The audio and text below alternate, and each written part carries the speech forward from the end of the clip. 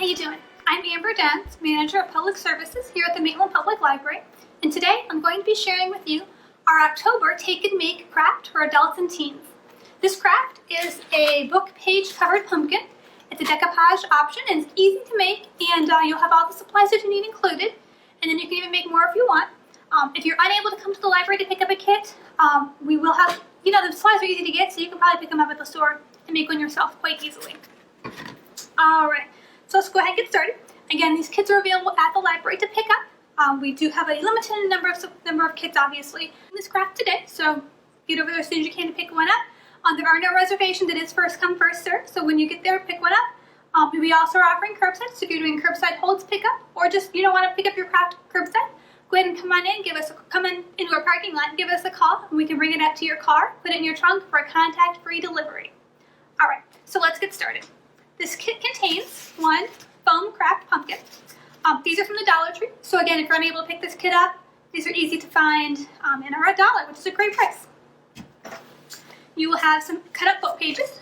We used some leftover books that unfortunately were unable to be used anymore, so I was able to salvage parts of them for this craft. Another great idea is if at home you have maybe a favorite book that maybe a dog ate half of it, there's something wrong with part of the book, you could of course always cut up the leftover pages of that book and have a way to display what's left of that favorite book right there in your home. Alright, you also will be getting a little piece of sponge to use to apply your Mod Podge. Some Mod Podge in a little container here. This is the matte option. A little piece of burlap for your stem. You could also use something else around the house if you have a better idea. I also have here a newspaper to use or magazine to use to cover my surface. You'll want something like that as well. You'll probably want to have a pair of scissors nearby too, just in case. Alright, so to get started with this craft, I'm going to go ahead and open my Mod Podge. So take my little sponge here, and we're going to go ahead and place the strips right here vertically along the pumpkin. So I'm going to go ahead and just moisten an area. We want this to be, thick enough to work, but also we don't want to overdo it, especially here with the humidity in Florida. If you overdo, Mod Podge or paper mache, it'll never dry. Alright, so I'm going to put it in right here. Now, we have these tops and bottoms of our pages. You may want to snip those off. That's really up to you. And I'm just going to kind of press it in here all the way around. We will have to kind of work with the curves of the pumpkin. And I'll just cover it back up. I kind of put that one upside down. Maybe all my pumpkin will be upside down. You can do it however you want. You can even, take something different. If you're into music, maybe you have some little sheet music. That would look really cool. Or maybe, you study math. You get some little, math numbers papers. That would be cool. Whatever, really works for you. Any favorite texts? So I'm going to go ahead and just keep going. Moisten this next section. Put this guy, I'm going to have them overlap. You want a decent overlap, but again, not completely, obviously. Alright. Let me just come over again with my sponge with my Mod Podge. There'll be parts that have a little bit of bend in them. It's just what it is. You can kind of cover that up with the next strip of paper. And as you can see from these, there's imperfections, and that's just kind of part of it. You can kind of play with the thickness of the strips. I kind of went with a medium thickness here. If you did go thinner, which of course you could just cut the paper that I give you in half, you would get a little bit easier to cover the bends better.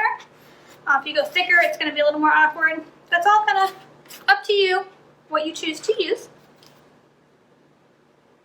So as you know, we are no longer doing programs right now in the library, just for everybody's safety. However, we are doing as many virtual and make and take type options as possible. So go ahead and visit our website when you have a chance, maitlandpubliclibrary.org, to learn about all the things we're offering for children and adults during these uncertain times. We have writing workshops for adults, book clubs, post videos of cooking classes, as well as other craft and book reviews on our Facebook page and our YouTube channel. Coming up, we will have a Facebook Live cooking demo for some fall soups. I'll be leading that class, so check our calendar for that. It'll be on Facebook Live so that you can watch and interact, ask questions, I'm going to be showing a little bit how to make those pots, those soups, both stovetop and in the Instant Pot. So that will be fun. Key with this craft is to make sure that you cover it, but you don't want to do the whole pumpkin in Mod Podge right away, or else you're going to have a mess. It'll just dry. Or maybe that's the opposite of a mess. Do one strip at a time.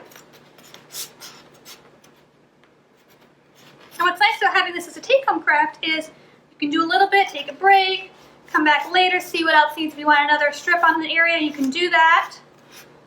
All right.